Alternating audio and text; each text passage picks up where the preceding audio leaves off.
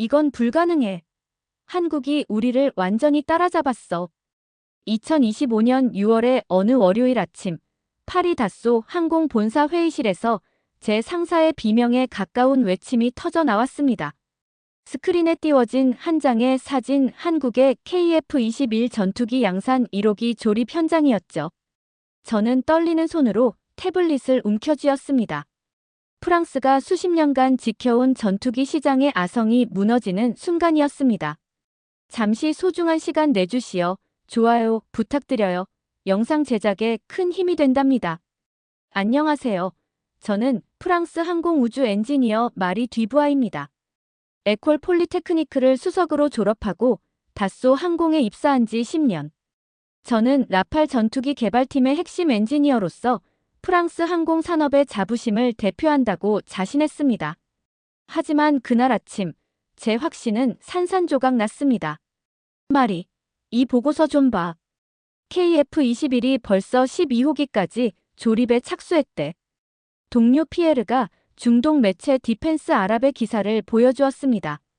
제 눈에 들어온 문구가 가슴을 후벼 팠습니다. 한국은 엘리트 클럽에 진입했다. 저는 금발을 쓸어넘기며 깊은 한숨을 내쉬었습니다. 파란 눈에 비친 스크린 속 KF-21은 우아한 곡선과 날렵한 동체를 자랑하고 있었습니다. 4.5세대라고 평가받지만 그들의 로드맵은 명확했습니다. 5세대를 거쳐 6세대로, 그것도 2030년대 중반까지. 가격이 6,500만 달러라고. 우리 라팔의 절반 수준이잖아. 마케팅 팀장 줄리앙이 책상을 내리쳤습니다. 회의실의 공기가 무거워졌습니다. 저는 노트북을 열고 KF-21의 스펙을 하나하나 분석하기 시작했습니다. 타우러스 KPD-350과 같은 정밀 유도 미사일 운반 능력, 사거리 200km의 미티어 공대공 미사일 장착. 제가 라팔 개발 때 자랑스러워했던 성능들을 KF-21은 더 저렴한 가격에 구현하고 있었습니다. 우리가 너무 안일했어요. 제가 입을 열었습니다. 한국을 과소평가했죠. 그들이 전투기를 만든다고 했을 때 로키드 마틴처럼 우리도 비웃었잖아요. 사실 저도 처음엔 그랬습니다. 2015년 한국이 KF-21 개발을 시작했을 때 저는 동료들과 함께 아시아의 작은 나라가 무슨 전투기를 만들어? 라며 코웃음 쳤습니다. 하지만 불과 10년 만에 그들은 세계에서 가장 빠른 속도로 4.5세대 전투기를 개발해냈습니다. 회의가 끝난 후 저는 사무실로 돌아와 창밖을 바라보았습니다. 에펠탑이 보이는 익숙한 풍경이 오늘따라 쓸쓸해 보였습니다. 책상 위에는 인도 공군이 라팔 도입을 재검토한다는 뉴스가 떠 있었습니다. 파키스탄의 중국산 전투기에 격추되었다는 충격적인 소식 때문이었죠. 마리, 괜찮아. 절친한 동료 소피가 다가왔습니다. 그녀의 갈색 눈동자에는 걱정이 가득했습니다. 솔직히 무서워, 소피. KF-21이 이미 필리핀, 사우디, UAE, 폴란드, 인도네시아, 말레이시아, 태국과 수출 협의 중이래. 우리 라팔의 잠재 고객들이 다 빠져나가고 있어.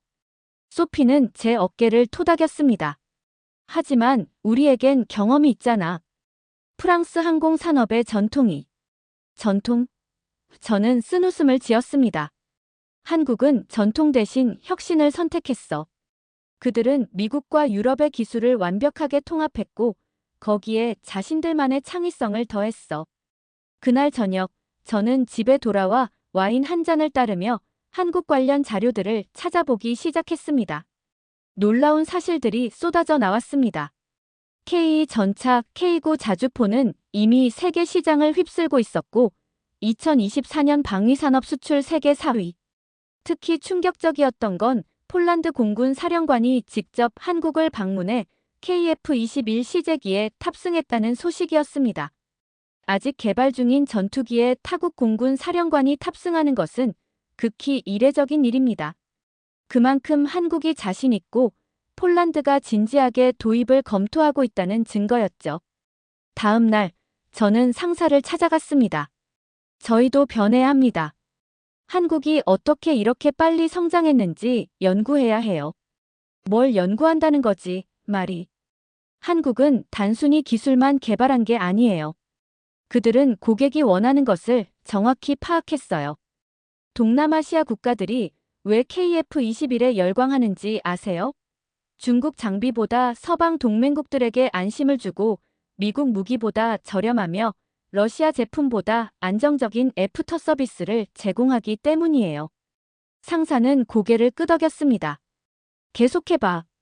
KF-21의 가격은 라팔의 절반이지만 성능은 결코 뒤지지 않아요. 미티어 미사일에 이어 한국이 독자 개발한 장거리 공대지 미사일 천룡까지 사거리 700km로 독일의 타우러스보다 뛰어나고 이중 탄두 구조로 8M 콘크리트 벽을 뚫을 수 있대요. 제 말을 듣던 상사의 표정이 점점 어두워졌습니다. 며칠 후 회사는 긴급 전략 회의를 소집했습니다. CEO가 직접 참석한 자리에서 저는 한국 분석 보고서를 발표했습니다. 한국의 성공 비결은 세 가지입니다. 첫째, 기술 국산화에 대한 집념. 그들은 미국의 F414 엔진 의존에서 벗어나기 위해 독자 엔진 개발에 착수했습니다. 둘째, 고객 맞춤형 전략. 인도네시아와의 분담금 협상에서 보듯 단기 손실을 감수하고 장기적 시장 확보를 선택했죠. 셋째, 빠른 실행력. 우리가 회의하는 동안 그들은 행동했습니다. 발표를 마치자 회의실은 침묵에 빠졌습니다. CEO가 먼저 입을 열었습니다. 말이, 당신 말이 맞아. 우리는 너무 오만했어. 이제 어떻게 해야 하지? 혁신해야 합니다. 가격 경쟁력을 높이고 고객의 니즈를 정확히 파악해야 해요. 그리고 저는 잠시 숨을 고르고 말했습니다. 한국과의 협력도 고려해봐야 합니다. 협력이라고? 여러 임원들이 놀란 표정을 지었습니다. 네. 경쟁만이 답은 아니에요. 영국의 롤스로이스도 KF-21 엔진 개발에 파트너로 참여하겠다고 나섰잖아요. 우리도 프랑스의 기술력과 한국의 혁신성을 결합한다면. 그 후 몇 주간 저는 한국 시장 조사를 위해 서울로 출장을 갔습니다. 인천공항에 도착하자마자 느낀 건 엄청난 활력이었습니다. 공항에서 시내로 가는 길, 차창 밖으로 보이는 풍경은 제 선입견을 완전히 깨뜨렸습니다. 한국항공우주산업 KAI 사천 공장을 방문했을 때의 충격은 아직도 생생합니다. 거대한 조립 라인에서 KF-21들이 줄지어 생산되고 있었고 엔지니어들의 눈빛은 자신감으로 빛나고 있었습니다. 안녕하세요, 마리 씨. 저는 김진수 수석 연구원입니다. 젊은 한국인 엔지니어가 유창한 영어로 인사했습니다. 그의 명함을 받아들며 저는 약간 긴장했습니다. 경쟁사의 엔지니어를 만나는 건 처음이었으니까요. KF-21 생산 라인을 보여드릴게요. 물론 기밀사항은 제외하고요. 그가 미소 지으며 말했습니다. 공장을 둘러보며 저는 계속 놀라움을 금치 못했습니다. 효율적인 생산 시스템, 첨단 장비들, 그리고 무엇보다 직원들의 열정. 점심시간에도 많은 엔지니어들이 자발적으로 남아 토론하고 있었습니다. 우리는 불가능하다는 말을 듣는데 익숙해요. 김 연구원이 말했습니다. 미국도 유럽도 우리가 전투기를 만들 수 없다고 했죠. 하지만 우리는 해냈습니다. 어떻게 이렇게 빨리 성공할 수 있었나요? 저는 궁금증을 참을 수 없었습니다. 한국인들에게는 빨리빨리 문화가 있어요. 하지만 그게 전부는 아닙니다. 우리는 실패를 두려워하지 않아요. 시제기 6대로 2000회 이상 시험 비행을 했습니다. 매번 문제점을 찾고 개선했죠. 저녁에는 김 연구원과 함께 서울 시내로 나갔습니다. 강남의 화려한 불빛들, 한강의 야경, 그리고 24시간 돌아가는 도시의 에너지. 파리와는 전혀 다른 역동성이 있었습니다. 프랑스 요리 좋아하세요? 김 연구원이 한 레스토랑 앞에서 물었습니다. 아이러니하게도 서울 한복판에서 프랑스 요리를 먹게 되었습니다. 하지만 그곳의 프랑스 요리는 한국식으로 재해석되어 있었고 오히려 더 흥미로웠습니다. 이게 바로 우리의 방식이에요. 김 연구원이 와인을 따르며 말했습니다. 서양의 좋은 것을 받아들이되 우리만의 색깔을 입히죠. KF21도 마찬가지예요. 식사를 하며 우리는 많은 이야기를 나눴습니다. 항공산업의 미래, 기술 혁신, 그리고 협력의 가능성까지. 마리 씨, 혹시 한국의 6세대 전투기 개발 계획에 대해 들어보셨나요? 네, 2030년대 중반까지라고 들었어요. 김 연구원이 의미심장한 미소를 지었습니다. 그건 공식적인 일정이고요. 실제로는 더 빨라질 수도 있어요. 경쟁이 치열하거든요. 저는 등골이 서늘해졌습니다. 프랑스가 아직 5세대 전투기도 개발하지 못한 상황에서 한국은 이미 6세대를 준비하고 있다니. 한국에서 돌아온 후 저는 완전히 다른 사람이 되었습니다. 매일 아침 한국 뉴스를 체크하고 KF21 관련 소식을 추적했습니다. 그리고 충격적인 뉴스가 터졌습니다. KF21 추가 20대 양산 계약 체결. 프랑스 언론 메타 디펜스는 작년에 KF21초도 물량이 40대에서 20대로 줄어든 것을 두고 한국이 첫 실수를 저질렀다고 조롱했었습니다. 하지만 한국은 공대공 미사일 테스트와 공대지 미사일 천룡 개발에 성공하며 단숨에 20대를 추가 계약했습니다. 저는 즉시 상사에게 보고서를 제출했습니다. 한국과의 협력을 진지하게 고려해야 합니다. 그들과 경쟁만 하다가는 시장을 모두 잃을 수 있어요. 특히 충격적이었던 건 항공 전문 매체 에이비에이션 위크의 2025년 세계 최고 전투기 순위였습니다. KF21이 러시아의 수-57, 미국의 F-15EX, 우리의 라팔 유로파이터 타이푼을 제치고 4위에 올랐습니다.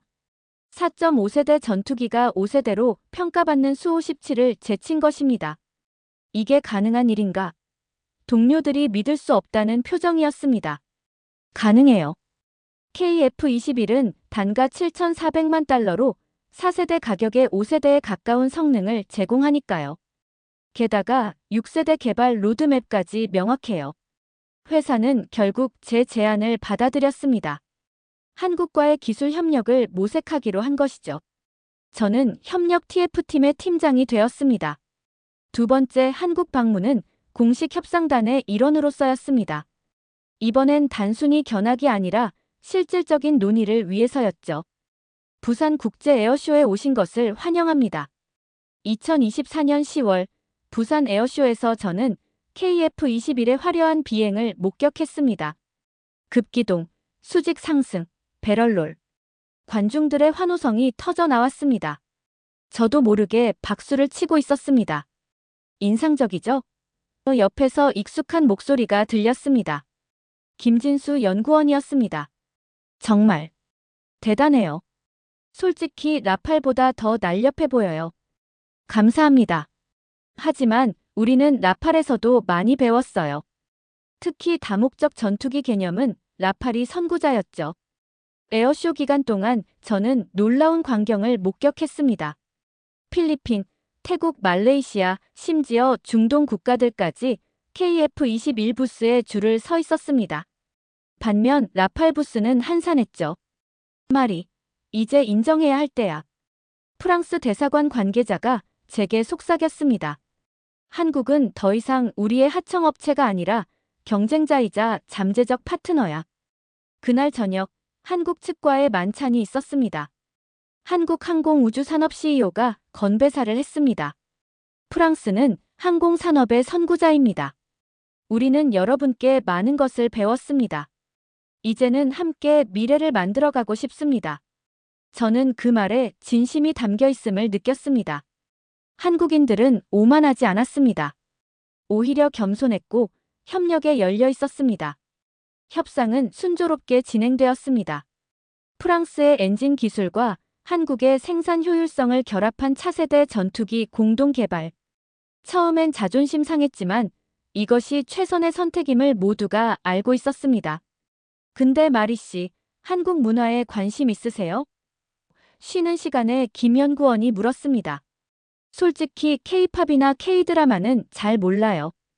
그것도 좋지만 진짜 한국을 보여드릴게요. 주말에 김 연구원은 저를 경주로 데려갔습니다. 불국사, 석굴암, 첨성대. 천년의 역사가 숨쉬는 곳이었습니다. 프랑스만 오래된 역사를 가진 게 아니에요. 그가 미소 지으며 말했습니다. 우리도 5천년 역사가 있죠. 단지 방식이 다를 뿐이에요. 첨성대 앞에서 저는 깊은 생각에 빠졌습니다. 1400년 전 신라인들이 별을 관측하던 이곳에서 21세기 한국인들은 하늘을 나는 전투기를 만들고 있습니다. 과거와 현재, 전통과 혁신이 공존하는 나라. 한국 사람들은 왜 이렇게 빨리 발전할 수 있었을까요? 저는 진심으로 궁금했습니다. 김 연구원은 잠시 생각하더니 답했습니다. 한국 전쟁 후 폐허에서 시작했기 때문일 거예요. 우리에겐 잃을 게 없었고 올라갈 길만 있었죠. 그리고 할 수 있다는 믿음이 있었어요. 서울로 돌아온 날 청와대 근처를 지나가다 시위 현장을 목격했습니다.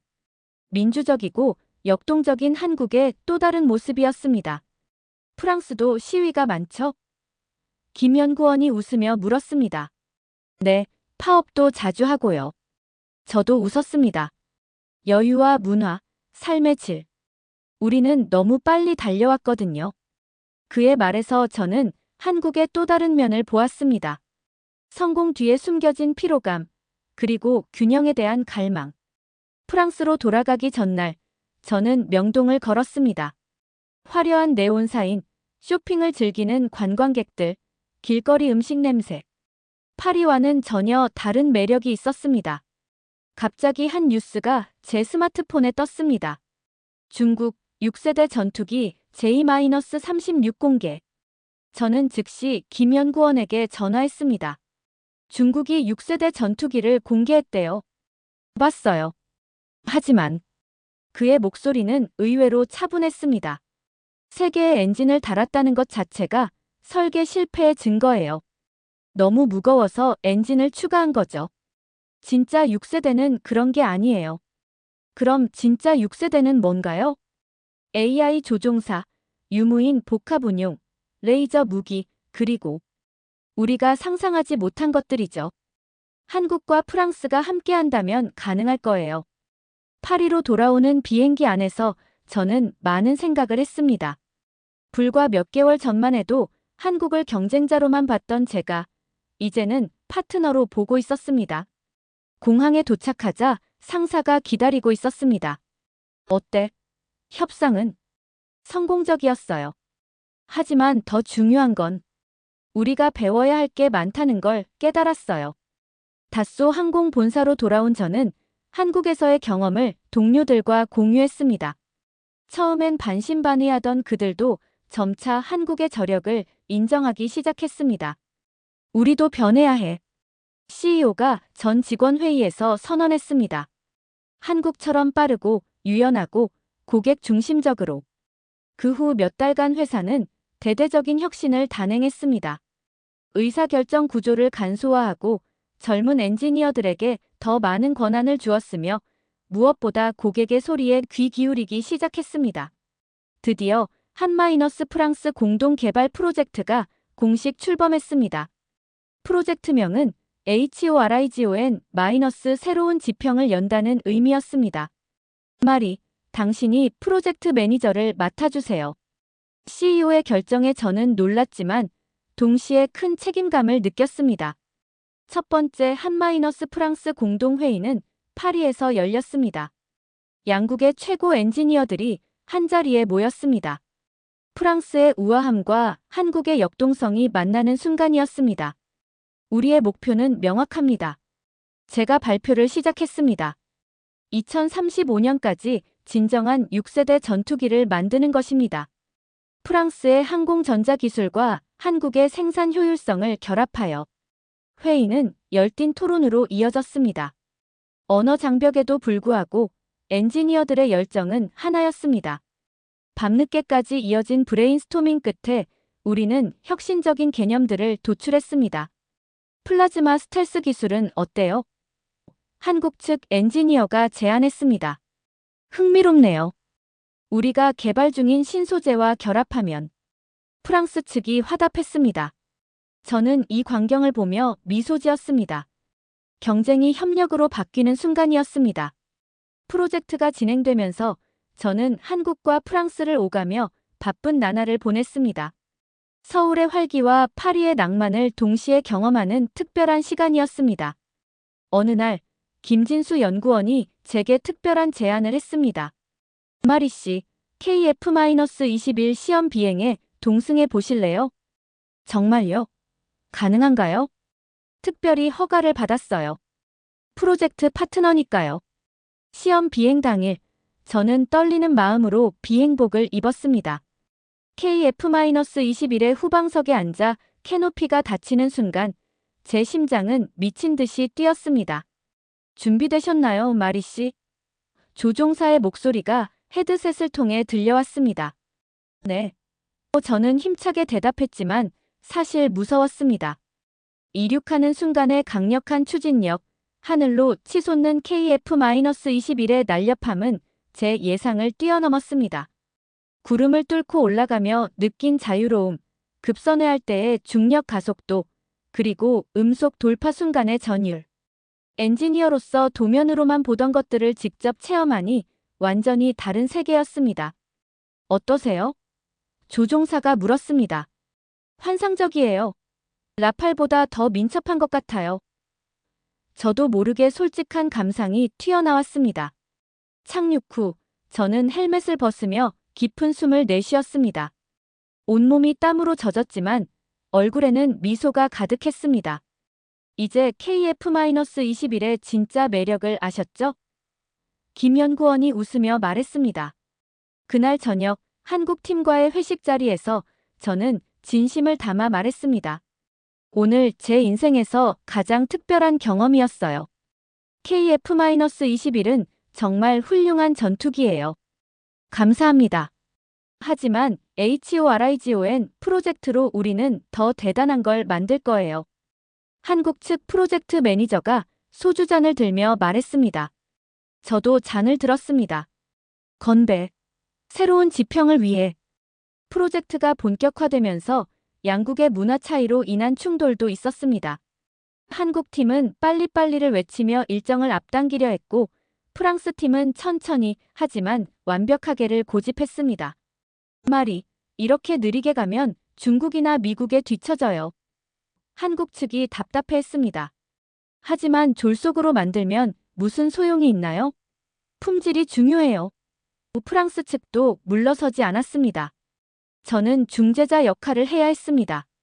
두 접근법 모두 장점이 있어요. 한국의 속도와 프랑스의 완성도를 조화시켜야 해요. 결국 우리는 빠른 프로토타이핑, 철저한 검증이라는 절충안을 찾았습니다. 한국식으로 빠르게 시제품을 만들고 프랑스식으로 꼼꼼하게 테스트하는 방식이었죠.